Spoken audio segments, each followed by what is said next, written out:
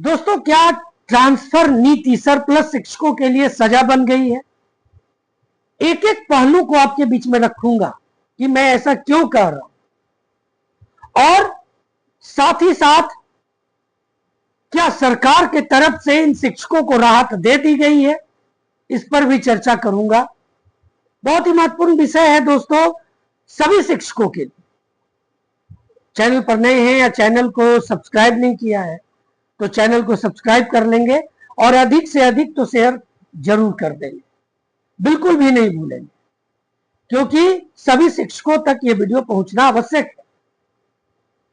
दोस्तों, जब से ई शिक्षा कोष आईडी पर शिक्षकों को उनको सरप्लस दिखाया गया है, तब से शिक्षक बहुत ही परेशान है।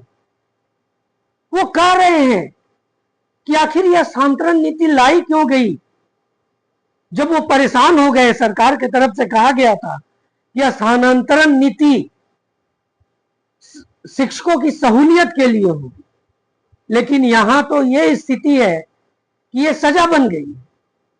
अब सोचिए, बहुत से ऐसे शिक्षक हैं कि मैक्सिमम 3 से 4 महीने हुए हैं दूसरे विद्यालय से स्थानांतरित होकर के उस विद्यालय में आने को, और अब वहां भी वो सरप्लस हो रहे हैं। जो एसओपी जारी किया गया था उसके आधार पर वो उस कैटेगरी में आ रहे हैं और उन्हें सरप्लस घोषित कर दिया जा रहा है।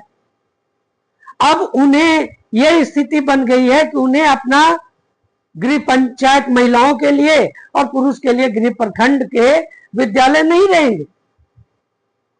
यह भी एक बड़ी समस्या है।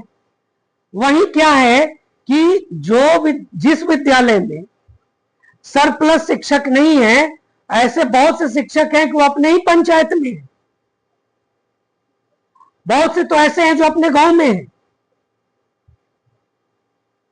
अब बताइए कि एक शिक्षक जो दूर दराज से अपने पास आया था, अपने घर के पास आया था, फिर से उसे दूर जाना पड़ेगा। बहुत दूर तो नहीं जाना पड़ेगा, लेकिन दूर तो जाना पड़ेगा। वो विद्यालय में शिफ्ट हो चुके थे, बच्चों को पढ़ाने का क्रम जारी था, लेकिन अब वो क्रम टूटेगा, यानी बच्चों की पढ़ाई पूरी तरह से बाधित हो जाएगी। आप सोचिए कि जो एसओपी जारी किया गया था उसमें 60 बच्चों पर 2 शिक्षक रखे गए थे। प्राथमिक में, प्राथमिक की बात पहले कर लेता हूं, 2 शिक्षक रखे गए थे और उसी तरह से हो भी रहा है। अगर 30 या 30 से कम बच्चे हैं तो 1 शिक्षक रह रहे, प्रधान शिक्षक सहित। अब बताइए कि 30 ही बच्चे हैं उस विद्यालय में, चलिए मान लेते हैं, लेकिन 1 class, 2 class, 3 class, 4 class, 5 class, सभी में तो बच्चे होंगे। क्या एक शिक्षक वो पूरा सिलेबस 5 क्लास का कंप्लीट कर लेगा? बड़ा प्रश्न है। क्या इस तरह का जो एसओपी जारी किया गया, जिसमें कहा गया कि 60 पर 2, क्या ये सही है? क्या ऐसा नहीं हो सकता था कि क्लास वाइज रखा जाता तो ये सरप्लस की स्थिति भी नहीं आती?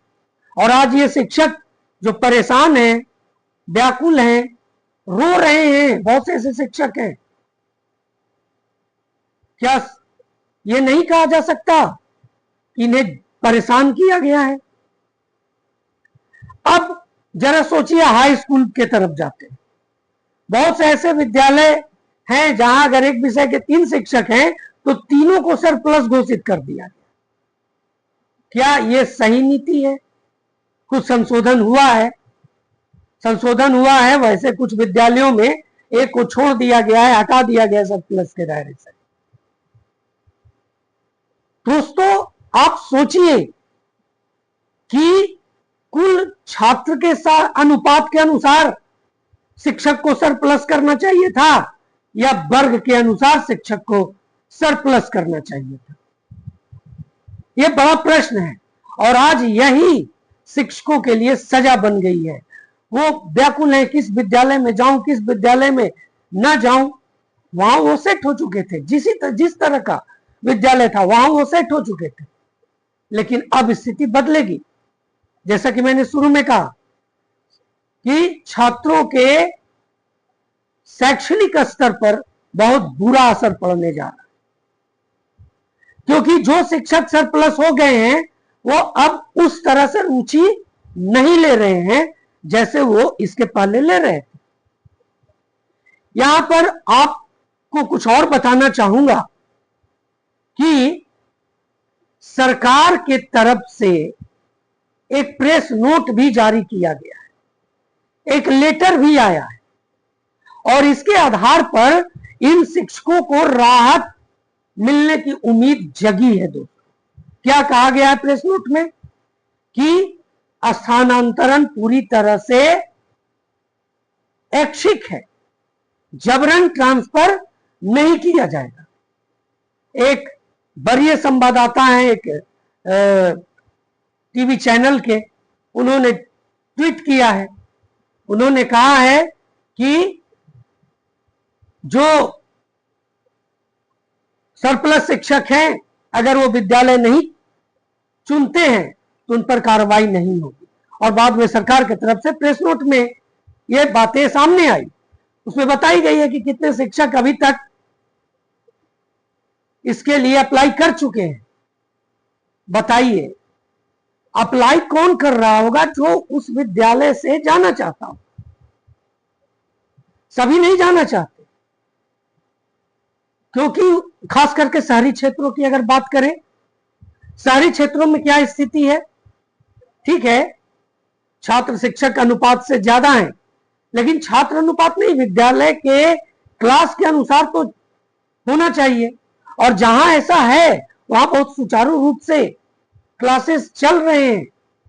मैं प्राथमिक की ही बात कर रहा हूं जहां सबसे ज्यादा सरप्लस शिक्षक घोषित किए गए हैं, और माध्यमिक विद्यालयों में भी सरप्लस शिक्षक घोषित किए गए, वहां भी बहुत अच्छे तरीके से क्लासेस चल रहे हैं।